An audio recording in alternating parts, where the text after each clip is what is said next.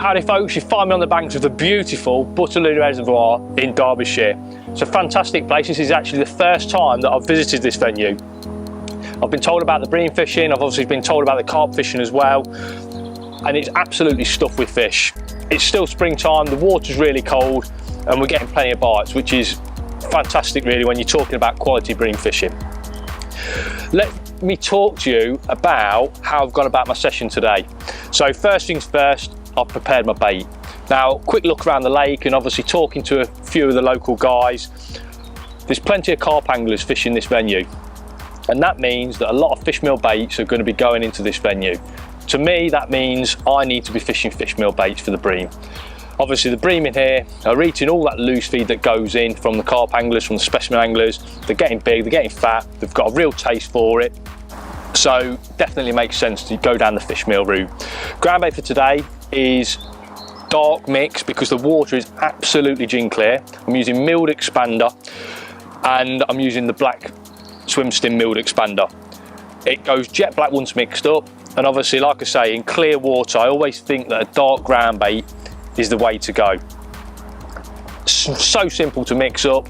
Obviously empty a bag into a big bowl, give it a nice big helping of water, sort of like at least 3/4 of a pint, quick whiz up, leave it to settle for maybe 20 minutes, another little bit of water, and then the most important part of the whole thing is to riddle it for a nice fine riddle. You get a really nice fluffy mix that you can squeeze, make a rock hard ball, but it breaks down so nice. That's the ground bait. Let me talk to you about the other baits I've got with me. I like to keep things really simple, and when it comes to sort of like clear water bream fishing, I like to have some target baits with me to feed, and there's obviously hook baits. So the main feed that I'm going to put through with the ground bait through the feeder is 2mm pellets. I've got some of the swim stim pellets.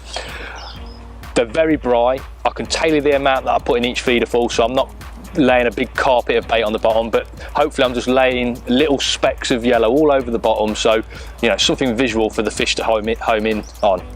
Again, preparing those is really simple. I use a little EVA tub with a lid and add the pellets to the tub, some water. You don't need a lot of water, you just need to cover the pellets, zip up the tub, give it a really good shake, and then just leave for half an hour or so.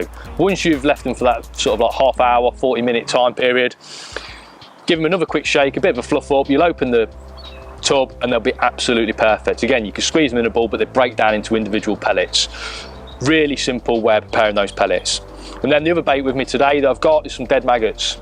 Dead red maggots. It catches, you know, whatever species of fish all over the country, at any venue. It's a bait that you can't really go fishing without, and that's going to be my hook bait today. A nice, bright, big visual hook bait. I'm thinking double, triple, maybe even 4 red maggots is going to be the way to go. So that's the bait.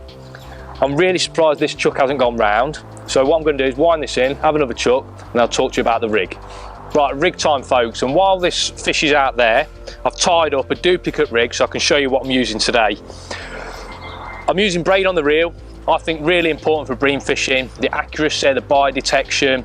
It peels off the reel really nicely when you're casting long distances. I think it's really important. 010 braid on the reel, but with the braid you need a shock leader. So today I've gone for 12-pound shock leader, really robust line, pointless using anything like 6 or 8 pound because you just run the risk of the old crack off later in the day. The benefit of using a stronger shock leader is it's obviously thicker, which means it's slightly stiffer, which helps you get less tangles on your cast. So let's talk about the rig itself. All I've done is slide a little snap link onto the line, onto the main line. That runs free running up and down the line. I've tied a twisted loop in the end of the line. That's about 3 or 4 inches. Oh, I've got a fish. Play this fish in. I've got that twisted loop. Now, some people struggle tying those twisted loops, but it's really easy if once you get used to it.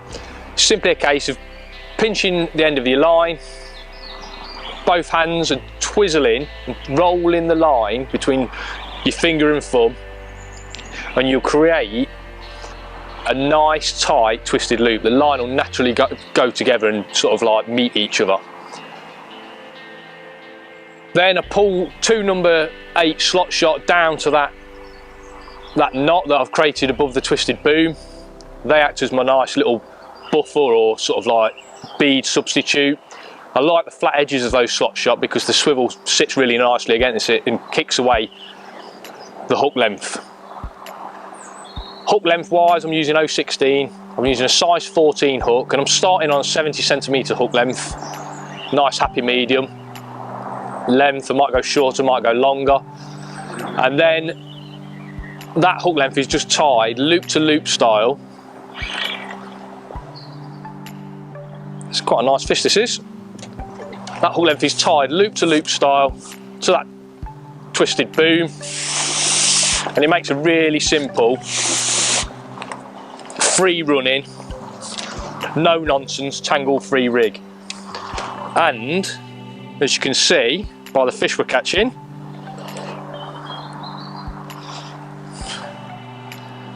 it's obviously working. We've got the bait, we've got the rig, now we need to talk about the actual fishing side of it. The water's really clear today.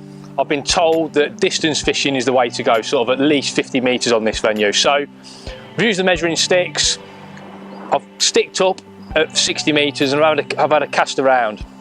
Now I always like to use the measuring sticks because it gives me a reference point. I know that if I do hook a big fish and have to unclip, I can always go back and go around the sticks again. So I think that's really important. So I've had a chuck around at 60 metres. I've used a normal bomb, now I've just chucked on a little tiny bomb with some spikes on. That just helps me feel the bottom, feel whether it's gravel, find any snags, anything like that. It's a nice little useful tool, and I've actually found that 60 metres is fine. There's no snags there, no big mussel beds, anything like that. So I've decided to fish there. Really nice, comfortable distance. I'm using a 13-foot rod, braid on the reel, hitting the distance is no problem whatsoever. So now it comes down to all about timing and making the decisions on the day. So started off on quite a nice big feeder with the aim of getting a little bit of bait in the peg. I don't want to feed loads of bait at the start. I just want to get a little bit of cloud in the water, a little bit of bait in the peg and create a nice little base to fish over. I've put in 4 nice big feederfuls of bait. Again, just gives me a little base and I can work things from there. What I don't want to do is pile bait in at the start, then I'm sort of snookered for the rest of the day if it doesn't work. And then the tactic is to just chuck a small feeder over the top and just see how things go. You've got to remember the water temperature is still pretty cool. You know, we're in March at time at the minute. The water temperature is still pretty cold. So I'm using a little 4 square Nisa feeder, little rocket feeder, chucking it over. And that's great. Little cage feeder, I prefer cage feeder. I can ram the bait in if I want to, I can leave it quite soft if I want to, I can alter things that way. Then it comes down to changing your hook lengths. So started on a hook length today of 70 centimetres. I think that's a nice happy medium between being a nice short hook length, which is great when fish are really hard on the bottom, grubbing around in the feed, and a long hook length that is great for fish that are maybe following the feeder down or sitting higher up in the water.